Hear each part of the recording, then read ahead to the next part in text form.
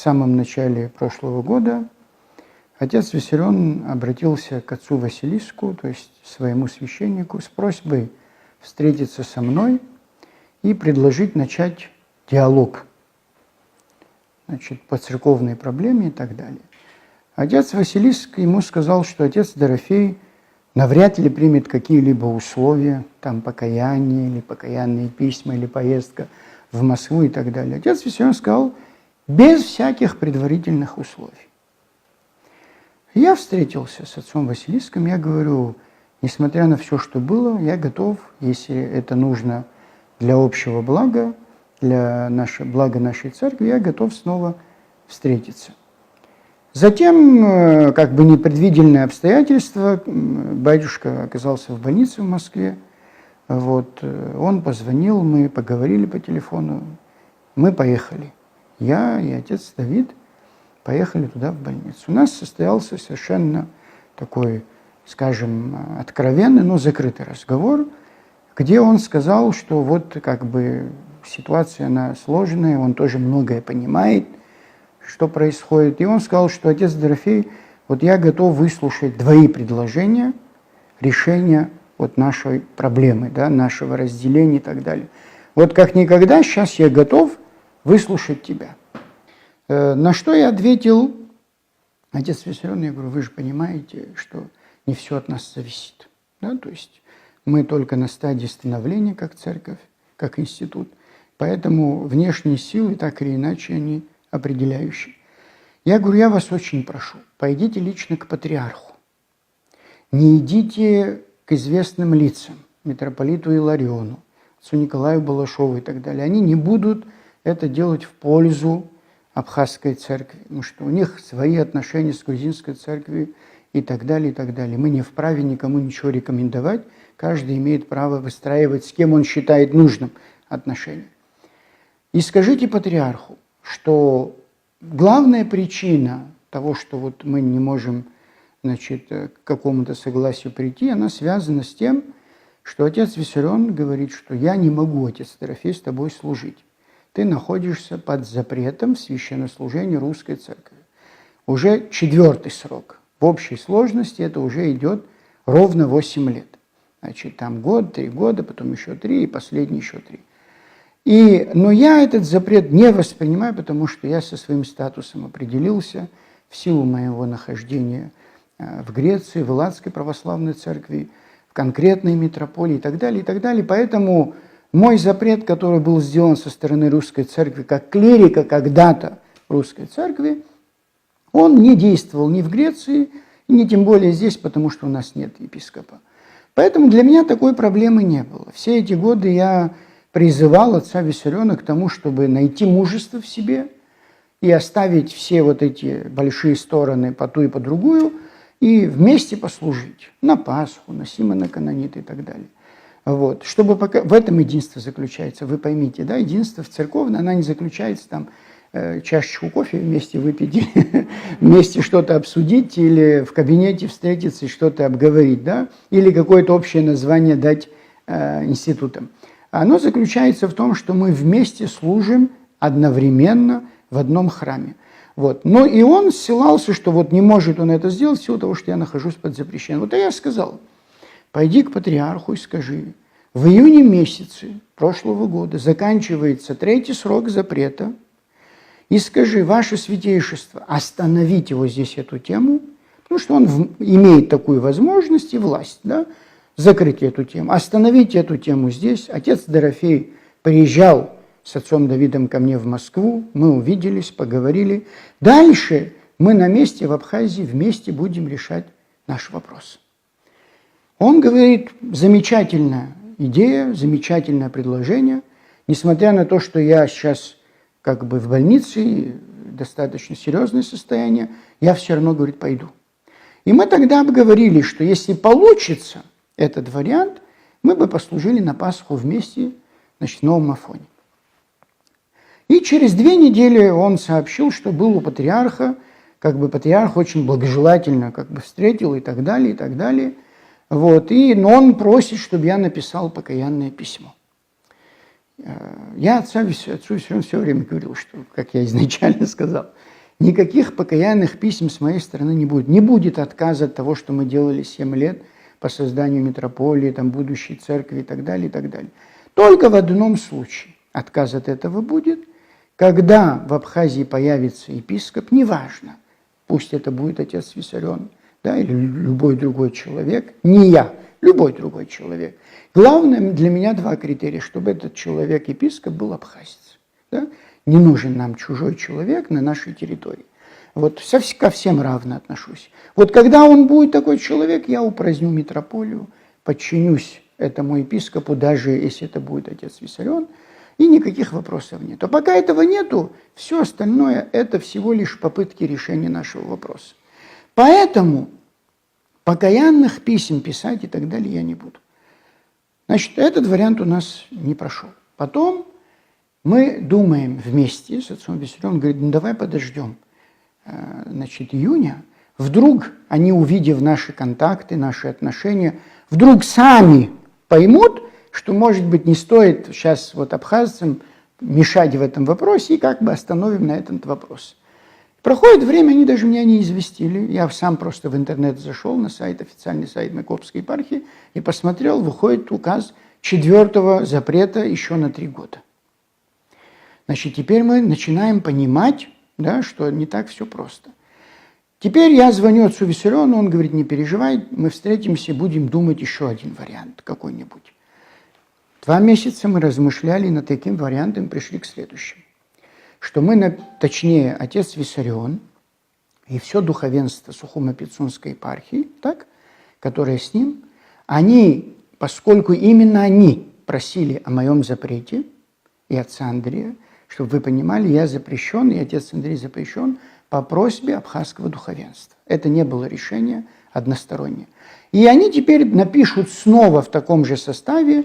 Ну, было время, какое-то недопонимание, но сейчас, наверное, стоит изменить взгляд на эти вещи, и мы вас просим, минуя отца Дорофея, не трогая его, не прося ничего от него, мы, те, кто просили его запретить, вас просим сейчас войдите в наше положение, да, и остановите вот этот запрет, чтобы мы могли вместе служить в новом Афоне.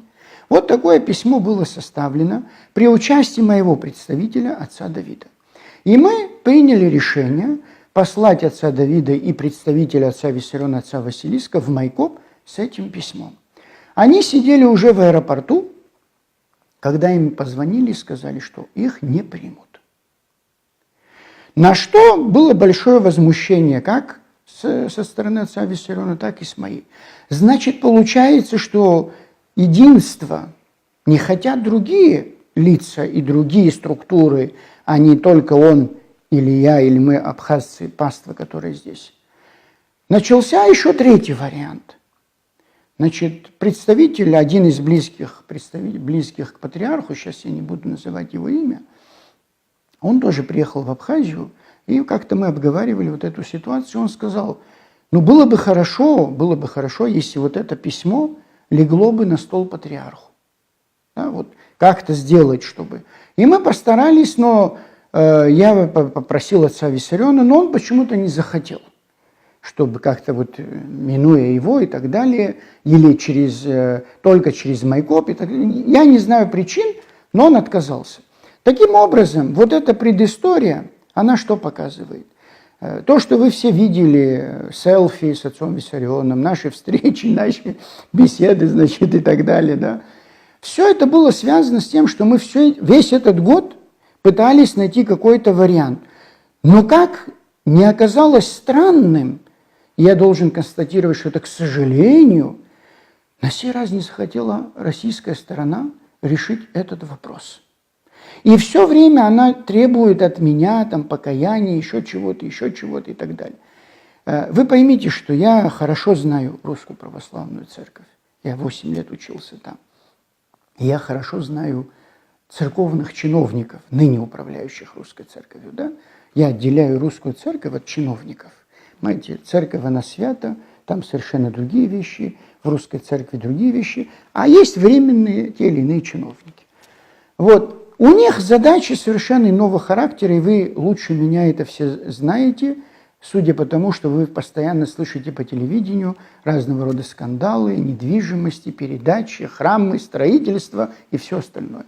Но вот в рамках вот этого подхода было отношение, в том числе в отношении Абхазии. Поэтому с этой точки зрения мое упрямство, оно связано с тем, извините, что я так говорю упрямство, оно связано с тем, что я не хочу, чтобы ни один храм в Абхазии, ни тем более Афонский монастырь приносил пользу лично какому-то иерарху или лично какому-то церковному чиновнику, а не абхазскому народу, без разделения национальности всех, кто здесь живут на этой земле. Поэтому я всегда на этой позиции стоял. И поэтому все это вроде бы у нас вот в таком русле шло. Но я всегда спрашивал отца Виссариона, разве тебя это не настораживает, что вот такое поведение с той стороны? И самое главное, почему я говорю, что я хорошо знаю русскую церковь. Через какое-то время, вот, допустим, сейчас я напишу покаянное письмо, допустим, да, в сложившейся ситуации, они сразу скажут: все, отец Дорофей, вы будете там в Абхазии главным и так далее, вы архимандрит, вы иеромонах, вы образованный, вы богослов и так далее. Да? Через год-два меня совершенно спокойно переведут куда угодно, но только не в Абхазии.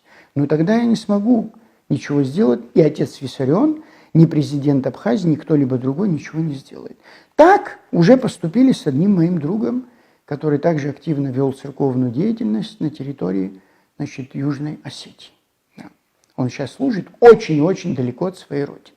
Поэтому я не учился и не получал образования, чтобы нести миссионерский свет, значит, свет евангельский африканским племенам или не знающим христианства, эскимосам или еще кому-то. Все-таки мне хотелось, так сказать, своему народу здесь, в Абхазии, принести пользу и послужить. Хотя я понимаю, что такая миссия, она очень значима. Итак, мы подошли, теперь вы понимаете всю эту предысторию. Еще одна ремарочка, чтобы окончательно была картина ясна. Отец Виссарион все время говорит такую вещь. Вот патриарх мне сказал: если вы там объединитесь, завтра мы решим абхазский церковный вопрос. Значит, на что я всегда говорю: вот неужели патриарх Кирилл ждет, когда отец Дорофей, какой-то отец Дорофей там в Афоне скажет «да», и тогда абхазский церковный вопрос решится. Я вас уверяю, если не будут каких-то провокационных и неожиданных действий со стороны грузинской православной церкви в отношении вновь образовавшейся украинской церкви, то есть если грузины, другими словами, признают независимость украинской церкви, вот в этом случае русская церковь, возможно, предпримет более активные шаги в отношении нас. До этого ничего равным образом она делать не будет, не делала и не будет. Да, она помогает, безусловно. Студенты учатся там, да, кто-то ездит, приезжает, содействует и так далее. Но в плане появления абхазского епископа, рукоположения, то есть оживления организма церковного, этого ничего не будет. Поэтому я говорю, это бессмысленно об этом говорить, что вот мы объединимся, и завтра абхазский церковный вопрос решится. Не так все это просто. Исходя из этого, мы подходим теперь к последним событиям. Вот вроде бы все было замечательно, мы хотя бы последний год на человеческом уровне вели какие-то диалоги, встречи, беседы и так далее, да? На человеческом уровне. Вдруг 3 недели тому назад батюшка появился, весьма агрессивно настроенный. Значит, это было 11 мая. Вот, с абхазским духовенством. Ну, мы зашли в Архандарик, начали обсуждение. Он как-то очень категорично и резко начал. Вот, и слова его были такие: отец Дорофей, вот я с абхазским духовенством пришел, хапсуа абхазиге, шарги дорге, тому игдазим гадзи. Давай мы решим вот этот вопрос. Я говорю: батюшка, псвоца сиуту хозер. псвоца сиуту хозер. Why would I go на анахара вахцаб? Игбыга. Урмохопшин Москва, ерхот, шадви, хот сергецгис, юкупшцом. Why харахала хайдгулана игбыгна? Анахара вахцаб, урги юзервом, сергецзервом.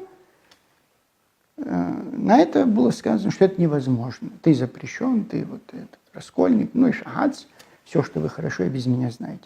Потом пошли совершенно оскорбительного характера, скажем так, с его стороны разговор, после чего я просто встал и ушел, потому что я не хочу участвовать в диалогах и в беседах, где это уже переходит какая-то черта.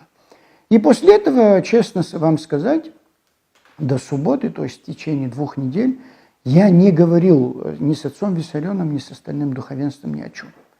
Все эти 2 недели они сидели вначале вот там, значит, в Архандарике, на лавочках, потом через какое-то время начали служить у ворот Большого собора, значит, провоцируя. Потом через какое-то время начали, значит, там какой-то предел с той стороны, значит, такой портик собора. Там потом начали внутрь, да, вот как бы пытаться проникнуть. То есть, чем дальше, тем больше провоцируя всех нас, ну, какой-то нездоровой ситуацией. Потому что так нельзя делать. Чтобы вы понимали, да, церковная жизнь строится на таким принципом. Есть храмы, в которых есть приходы, есть монастыри. В каждом приходе, храме и в монастыре есть священники, да, у которых есть паства. Эта паства служит, причащается, находится в этих храмах, священники там служат.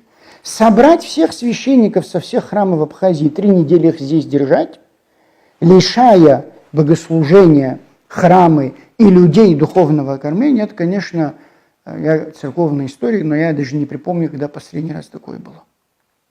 То есть это совершенно недопустимая вещь. Поэтому, когда их паства приходит в Афон, и начинаются какие-то разговоры, что мы здесь хотим, это тоже наш монастырь, это тоже мы здесь, значит, имеем... Да, друзья мои, но вы имеете право, вы в Лыханский храм ходили, вы вправе там решать. Ходили в Сухумский собор, вы вправе там решать. Пришли вы сюда в качестве гостей, а если вы хотите решать, приходите в наш приход, в наш монастырь, становитесь монахами, принимайте активное участие. Никто не возражает. Но просто со стороны на какое-то время приходя и устраивая вот эти провокации, конечно, это совершенно недопустимо. Все это время, до сегодняшнего дня, все это мы терпели, потому что моя позиция была: мы люди, христиане, церковные люди, мы не можем себе позволять недопустимые какие-то вещи, не может быть никаких провокаций, каких-то физических там, значит, воздействий и так далее, да? Этого ничего не может быть. Это моя позиция. Хотя люди уже в каком-то, скажем, состоянии были достаточно серьезным, они были готовы на более действия, серьезные действия. Но я не разрешал, потому что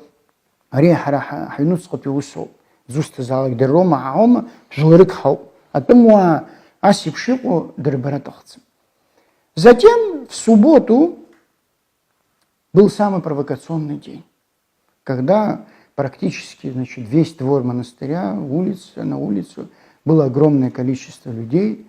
Значит, о поведении паствы, как моей, так нашего монастыря и тех, кто пришли для поддержки отца Виссариона, кто из нас как себя вел, хорошо было и наглядно было видно для присутствовавших. Я об этом публично даже говорить не хочу. Меня сложно вывести из себя какими-то личными оскорблениями, которые тоже звучали, да, какими-то провокациями. Меня сложно вывести из себя, из равновесия тем, что ты пытаешься что-то спровоцировать. Это я взрослый человек, на такие какие-то вещи не иду. Слава Богу, нам удалось снова с трудом, с огромнейшим трудом. В 12 часов я только закрыл монастырь вечером, чтобы вы понимали. Потом, значит, состоялась встреча с отцом Виссарионом по просьбе людей, как бы общественности Афона и так далее, где мы обговорили какие-то вещи, да, и пришли к такому заключению. Значит, 2 варианта. По крайней мере, с моей стороны они четко были озвучены, и многие присутствующие это поддержали. Первое, что вот тот документ, который мы хотели послать майкопскому епископу, потом патриарху, о том, что без моего участия, да, участия отца Дорофея, они снова обращаются, просят патриарха, такое письмо отвезут, значит, представители власти, общественности, патриарху и скажут: ну, в конце концов, слушайте, вы не видите, что происходит в Абхазии? Ну зачем, значит, сталкивать людей, зачем разделять людей? Ну, значит, ну хорошо, упрямый отец Дорофей, непослушный отец Дорофей, ну оставьте его, снимите вы этот запрет, в конце концов, да, остановите этот запрет, и тогда люди смогут спокойно вместе служить и так далее, никаких других вопросов не будет, да. И вот на этом мы сошлись. Если вдруг, значит, снова нам скажут «нет» в Москве, да, в Московской патриархии, тогда в этом случае я сказал, что вот народ наш вправе прийти, собраться, неважно, они в тот храм ходят или в этот, прийти и сказать: знаете, отец Виссарион, отец Дорофей, значит, раз они сказали «нет», оставьте их всех, встаньте вместе и послушайте. Я к этому готов. Значит, не готов пока отец Виссарион, но я думаю, народ должен потребовать в данном случае, чтобы отец Виссарион тоже сделал в этом смысле решительный шаг. Вот. Я не хочу говорить каноны, там, правила и так далее. Вы знаете, я, значит, доктор богословских наук, каноны и правила навряд ли в Абхазии кто-то знает лучше меня. Поэтому, когда начинается вот это каноны, правила и так далее, это не нужно говорить. Я только скажу одну фразу знаменитого российского историка, церковного историка Болотова. Он сказал так: каноны церкви нужны в той степени, в которой они ей полезны. Вот в данном случае то же самое. Вот мы должны посмотреть на пользу для народа, на пользу для нашей паствы, а не на какие-то формальные буквенные правила, которые всегда можно перетолковывать в любом направлении. Вот такое решение было принято. Затем на воскресенье у нас не состоялось богослужение утром. Они служат все время во дворе. Значит, почему? Потому что, вы знаете, я верующий человек, я, значит, искренне, серьезно пришедший в церковь, а не ради какой-то игры здесь, да. Поэтому я не могу после вот такого, значит, состояния вот этих всех бесконечных разговоров, я же не могу сейчас вам описывать, что происходило в течение 5 часов и о чем все шло. Тем более я знал, что после литургии утренней опять начнутся какие-то, значит, это непозволительно. Это так,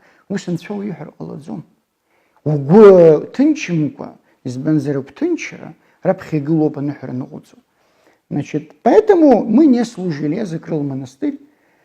Правда, снова были какие-то провокации, там, людей, которые приехали к нему. Вот, ну, как-то тоже нам удалось это тоже утихомирить. И сегодня было такое принято и тогда решение, что вот они пойдут, общественность нового Афона, да, представители Афона и отец Виссарион, пойдут к президенту, скажут ему вот о том, что было бы хорошо вот такую бумагу составить, значит, чтобы он тоже это поддержал, другие люди поддержали, и чтобы приостановился запрет на священнослужение в Москве, наложен на отца Дорофея без участия отца Дорофея. Да? Вот. И сегодня была встреча. Значит, об итогах этой встречи мне пока не хочется говорить. Честно сказать, я тоже думал, что мне удастся вас обрадовать, что что-то, к чему-то какой-то выход, значит, был найден. Но из того, что я услышал как раз перед вами, значит, во встрече, ну, не буду лукавить душой, сказать, что это меня обрадовало, нет. Больше, наверное, опечалило. Да? Ну, сейчас какие-то детали, чтобы не нагнетать обстановку, я не буду говорить. Вы знаете, как мы всегда уповаем на Бога. По крайней мере, я всегда уповаю. Я готов к любому развитию, к любому сценарию. Меня это как бы не смущает. Единственное, чего не хочется в моей жизни, мне лично, да, чтобы своими руками сдать интересы Абхазской церкви. Чтобы своими руками сдать вот этот монастырь, который не будет приносить, если это произойдет, эта сдача, пользу Абхазской церкви. Простите, что я так говорю, сдать, да? Такое ощущение складывается, говорит, военные действия идут, но они почти близки, я бы сказал, к такому осадному положению и обороне, да? Вы понимаете, мне не хотелось бы своими руками это делать, потому что история, она меня не оправдает. И будущие потомки, они никогда не оправдают. Мы много раз уже в истории такую ошибку делали. Когда абхазское духовенство после революции 1917 года объявила автокефалию Абхазской церкви, грузинская церковь объявила. Грузины не пошли на попятную. Их запрещали, не излагали, анафематствовали. Но они все равно сказали, мы объявили, и мы будем этого добиваться. И у них сегодня своя независимая церковь. А мы, абхазцы, всегда прислушиваемся к чужому мнению, и тогда нам сказали, будет в Москве собор большой, там Кавказский отдел ваш вопрос рассмотрят, все решат и так далее. И мы пошли по этому пути, и потом оказались в составе грузинской церкви. Вот как происходило. Я это хорошо знаю, я только один пример вам привел. Поэтому мне не хотелось бы вот такого делать. Но есть еще одна морально-этическая сторона. Я человек всегда, принципов, начал. Я человек, который поступает по своей совести, не по каким-то внешним критериям. Поэтому, если я увижу, что иногда позиции, которые я защищаю, сдаются своими, вот тогда у меня не будет сомнений, я отойду в сторону, чтобы вы знали. И те, кто нас сегодня слушает, знали, потому что в такой ситуации, по крайней мере, я не несу моральную ответственность. Понимаете? Потому что хуже не бывает тогда, когда чужие люди, я это все понимаю. Да? Враги, вы меня лучше меня знаете. Вы люди, которые здесь, в этой стране живете, все эти проблемы, существующие в Абхазии, хорошо знаете, да? С врагами всегда можно понять, ты знаешь, где он, и что нужно делать, и как тебе поступать. Вот хуже бывает всегда, когда внутри тебя, да, значит, свои, в большом смысле, да, этого слова, никого не разделяя. Поэтому мне не хочется, чтобы вот этот сценарий был, потому что если этот будет сценарий, я отойду.